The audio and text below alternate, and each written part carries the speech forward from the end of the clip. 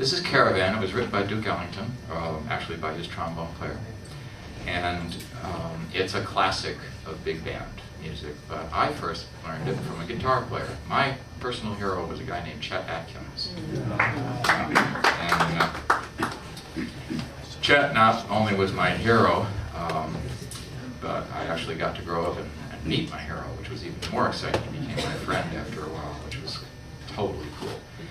But originally, of course, I didn't know him, I couldn't see him, I couldn't get anywhere near him, and I wanted to learn this song. I was trying to teach myself to play from Chet's records, because we didn't have any homespun videos in those days. I couldn't get my internet lessons to come through in like 1958, it wasn't happening, you know. Well, anyway, I was trying to teach myself by putting the needle down on the record and letting it play a little bit, and I have my guitar ready in my hands, you know, and I would play 5 or 6 notes of what Chet was doing, and I would just try to get them by ear. And whatever he was playing, and then when I couldn't remember any more notes, I'd put the needle back on, let it play past those, get a few more, pick it up again, you know, and so on until I had put the whole back and forth solo together. And all my old Chet Atkins records play right on through to the other side now when you put the needle on it. There's no record in between, it's all been run away.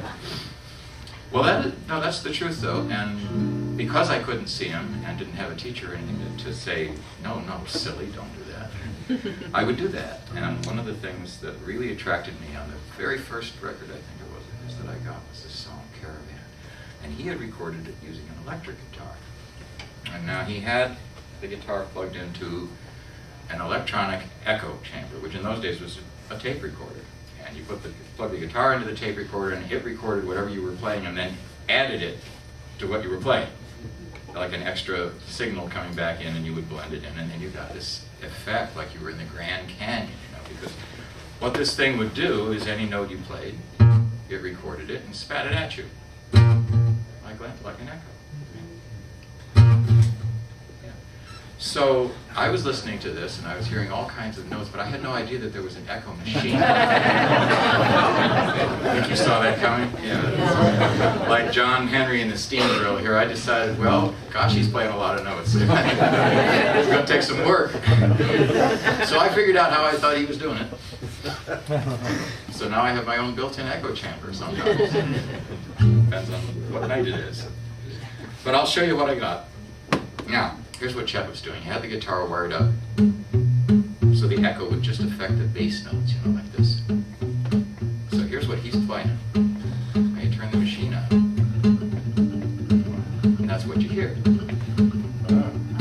Yeah. Like camels going across the desert or something. Camels going across the guitar. Now, Chet, of course, hasn't used up as many fingers as I have, because he's using the gadget, see, so he goes on, he plays the melody on the top strings at the same time. I can hear him now. Chet? Where's that boy there? Chet! Oh, Chet! Here he comes.